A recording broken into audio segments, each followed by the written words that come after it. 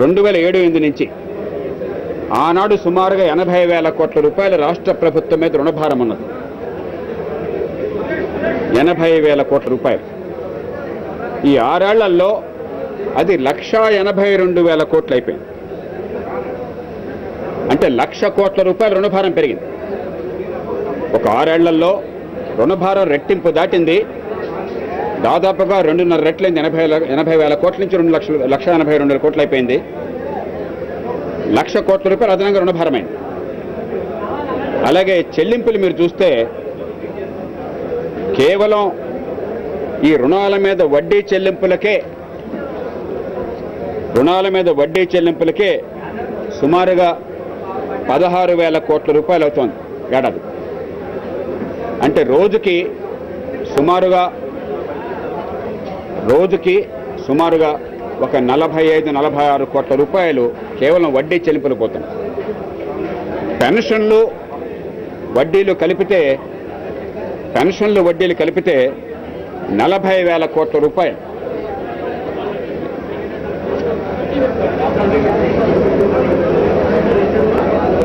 మన్నించాలి, 30,000 కోట్ల రూపాయలు పెన్షన్లు వడ్డీలు కలిపితే ఏడాదికి 30,000 కోట్ల రూపాయలు ఖర్చు అవుతున్నది. ఈ ఖర్చు విపరీతంగా పెరిగిపోతున్నది. మీరు గత 5 ఏళ్లుగా ఆర్థిక మంత్రి ఇచ్చిన అంకెలు చూస్తే ఏడాది తీవ్రంగా పెరిగిపోతున్నది. అంటే కాలక్రమేణా మనం ఆర్థిక సంక్షోభాన్ని పెంచుకుంటూ వస్తున్నాం. ఉదాహరణకి రెవెన్యూ సర్ప్లస్ చూడండి. రెవెన్యూ సర్ప్లస్ గత బడ్జెట్లో ప్రతిపాదించింది 4,480 కోట్లు.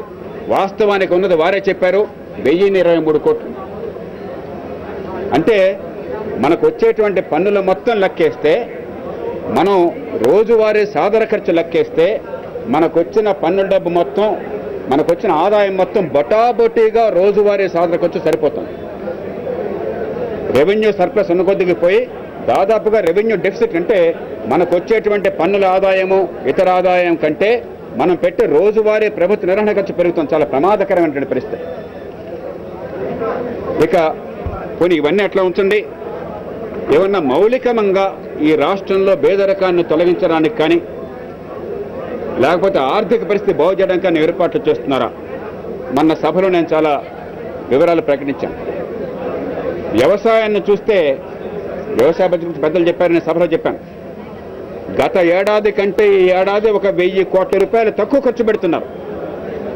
వ్యవసాయ మంత్రి ఇచ్చిన లెక్కల ప్రకారం కేవలం వ్యవసాయ రుణాలు బ్యాంకులు ఇచ్చేవి, మనందరం డిపాజిట్లు కడితే బ్యాంకులో ఆ డిపాజిట్లో కొంత భాగం కేంద్ర ప్రభుత్వం దగ్గర వివిధ రూపాల్లో ఉంటే స్టాట్యూటరీ లిక్విడిటీ రేషియో అంటారు, లేదంటే క్యాష్ రిజర్వ్ రేషియో అంటారు. ఇవన్నీ ఉంటే అవి పోగా మిగిలిన డబ్బు అప్పులు ఇస్తారు. మన డబ్బుని మనకే అప్పులు ఇస్తారు. ఆ డబ్బు ప్రభుత్వం డబ్బు కాదు, ఖజానా డబ్బు కాదు. అది ప్రజలకు అర్థం కావాలి స్పష్టంగా. ఇది బ్యాంకులు అప్పులు ఇస్తున్నాయి, తిరిగి గోల్డ్ కూడా అప్పులు తీసుకుంటారు. అప్పుల మీద ఉన్న రుణమాఫీ చేశారనుకోండి, లేదా రుణాల మీద ఇంట్రెస్ట్ భారం, వడ్డీ భారం తగ్గించారనుకోండి, అది ప్రభుత్వం ఖర్చులో పడుతుంది. వీళ్ళు ఏం చేస్తున్నారు, బ్యాంకులు రుణాలుగా చూపెట్టే డబ్బంతా కూడా మేము ఇస్తున్నామని చెప్పి నిస్సిగ్గుగా ప్రకటించుకున్నారు. ప్రభుత్వ ఖర్చు అన్నారు. అంతటితో ఆగలా. నిరుడి కంటే ఏడాది ఖర్చు 1,000 కోట్లు తక్కువ అవుతుంటే 24% ఎక్కువ ఇస్తున్నాం అంటారు. ఎందుకంటే రుణాలు 24,000 కోట్లు ఎక్కువ చూపెడుతున్నారు. నిరుడి కంటే 20,000 కోట్లు ఎక్కువ చూపెడుతున్నారు కాబట్టి 24% పెరిగింది అంటున్నారు. ఆ రుణాలు కూడా ఎట్లా ఉన్నాయో చూడండి. సాదర ఖర్చు కోసం ఉండేటువంటి క్రాప్ లోన్స్ ఏమో పెరుగుతున్నాయి, కానీ నిజంగా ఉత్పాదకత పెంచేటువంటి టర్మ్ క్రెడిట్ అని చెప్పంటాం, ఉత్పాదకత పెంచేటువంటి అప్పు అంటే మన బావి తవ్వడానికి, మోటార్ పెట్టడానికి, హార్టికల్చర్ చేయడానికి, భూమి అభివృద్ధి చేయడానికి, ఇవన్నీ కూడా నిజంగా రైతుకు ఆదాయాన్ని పెంచేవి. అది తగ్గుతున్నది. గత సంవత్సరం ఉదాహరణకి వాళ్ళు చెప్పిన దానికంటే 4,000 కోట్ల రూపాయల ఉత్పాదక క్రెడిట్ తగ్గింది, రుణాలు తగ్గినాయి. అలాగే వ్యవసాయంలో మార్కెటింగ్ కొన్ని వేల కోట్ల రూపాయలు ప్రజల నుంచి వసూలు చేస్తూ మార్కెట్ సెస్ ఇప్పటికన్నా ఇంత సభలో ఇంతమంది ఇంత గట్టిగా పట్టుబట్టిన తర్వాతైనా, మొన్న అవిశ్వాస తీర్మానంలో కొంతమంది గట్టిగా ప్రకటించిన తర్వాతైనా ఏమన్నా మార్కెటింగ్ బాగు చేస్తారేమని ఆశించాం. ఏమాత్రం కూడా ప్రయోజనం లేదు. కేవలం ఒక 50-60 వేల టన్నులకి మేము ఏర్పాట్లు చేశాం, గత కొద్ది సంవత్సరాలుగా గొప్ప పని చేశామంటున్నారు తప్ప ఇప్పటికి కూడా నిలవుండే పంటలకి రేటు పెరగడం కోసం మార్కెటింగ్ ప్రజలను గురించి ప్రస్తావన కూడా లేదు. అట్లాగే విద్యుత్ రంగాన్ని మీరు చూసినట్టయితే కేవలం 600 కోట్ల రూపాయల ప్రణాళిక వ్యయం. అంటే విద్యుత్ రంగాన్ని బాగు చేయడానికి పెట్టుబడులు పెట్టేది 600 కోట్లు వీళ్ళు మాట్లాడారు. కానీ 7,000 కోట్ల రూపాయలు విద్యుత్ రంగం ప్రభుత్వం మూర్ఖపు విధానాల వల్ల, ప్రభుత్వం దుశ్చర్యల వల్ల, దీర్ఘకాలికంగా విద్యుత్ రంగాన్ని నాశనం చేయడం వల్ల నష్టాలు వస్తున్నాయి. కాబట్టి గతిలేక ఆ నష్టాలు పూడ్చడానికి సబ్సిడీలు ఇస్తున్నారు. 7,000 కోట్ల పైచలకు అదంతా బడ్జెట్లో పెడుతున్నారు. అంటే వ్యవస్థను బాగు చేయడం కోసం 600 కోట్లు, వీళ్ళ నిర్వాహకం వల్ల నష్టపోతుంటే దానికి 12 రెట్లేమో విద్యుత్ రంగానికి ప్రతి సంవత్సరం సబ్సిడీలు. భవిష్యత్తు పట్ల అవగాహన ఉన్న ఎవరో కూడా ఈ రకంగా చేయరు. నాశనాన్ని పూడ్చుకోవడం కోసం 1,000 కోట్లు ఏమిటి, బాగు చేయడం కోసం 100 కోట్లు ఏమిటి? ఇది పరిపాలన. అట్లాగే మీరు విద్యారంగాన్ని చూస్తే పాఠశాల విద్యలో గత సంవత్సరం 15,000 కోట్లు అయితే ఏడాది 17,000 కోట్లు అవుతుంది. జీతాలు పెరిగితే ఖర్చు పెరుగుతుంది, పెద్దవాళ్ళ గొప్పదనం ఏం లేదు. కానీ విద్యార్థుల సంఖ్య తగ్గుతుంది వాళ్ళ లెక్క ప్రకారమే. గత ఏడాది 80 లక్షల మంది చూపెడితే ఈ ఏడాది 70 లక్షల మంది చూపెడుతున్నారు ప్రభుత్వ పాఠశాలలు. విద్యార్థుల సంఖ్య తగ్గుతుండగా ఖర్చు పెరుగుతోంది. విద్యార్థుల ప్రమాణాలు గతంలో చెప్పాను, నేను ఇక్కడ కూడా చెప్పాను, ప్రమాణాలు దిగజారిపోయి ఉన్నాయి. కనీసం ఇప్పుడైనా సరే నిరుపేద పిల్లలకి స్కూళ్ళకి వెళ్ళినందుకు మంచి ప్రమాణాలు వచ్చినట్టయితే, బాగా చదువుకుంటే నెలకు 500 1000 నిజంగా ఆ కుటుంబాలకు కనుక ఇచ్చినట్టయితే, మీరు 10వ తరగతి దాకా చదువుకోండి, 12 దాకా చదువుకోండి, బాగా మంచి విద్య నిజంగా పొందండి. రేపొద్దున ఎమ్మెల్యేల పిల్లలతో పోటీ పడండి, అధికారుల పిల్లలతో పోటీ పడండి. నిజంగా పేదరికం పోవాలి, కుల వివక్ష పోవాలి. మీకు దానికోసం ఒక 5,000 కోట్లు మేము కేటాయిస్తున్నామని చెప్పి అన్నట్టయితే ఆ 80 లక్షల మంది పిల్లలకి నెలకు 500 600 ఇస్తే మనకు బాగా అయ్యే ఖర్చు ఒక 5,000 కోట్లు 6,000 కోట్లు అవుతుంది. పెద్ద 1,60,000 కోట్ల లెక్కలది కాదు. అద్భుతంగా ఉండే నిజంగా పేదరికం పోవడానికి, పేద పిల్లలు చదువు రావడానికి ఒక గొప్ప మార్గం ఏర్పడేది. అట్లాగే స్థానిక ప్రభుత్వాలకి ఎంతో కాలం నుంచి చెప్పాం, అయ్యా నక్సలిజాన్ని అరికట్టాలంటే, ప్రాంతీయ విద్వేషాలను సమస్య చేయాలని చెప్పంటే ఏ పంచాయతీకి పంచాయతీ ఆ గ్రామానికి 1000 జనాభా ఉంటే 10 లక్షలు ఇచ్చేయండి, 3,000 జనాభా ఉంటే 30 లక్షలు ఇచ్చేయండి, 10,000 ఉంటే 1 కోటి రూపాయలు ఇచ్చేయండి. ఆ రకంగా తలసరి 1,000 రూపాయలు ఇస్తేనే 10% కూడా అట్లా ప్రస్తుతానికి సిగ్గుంటే కనీసం 10% ఇవ్వాలి.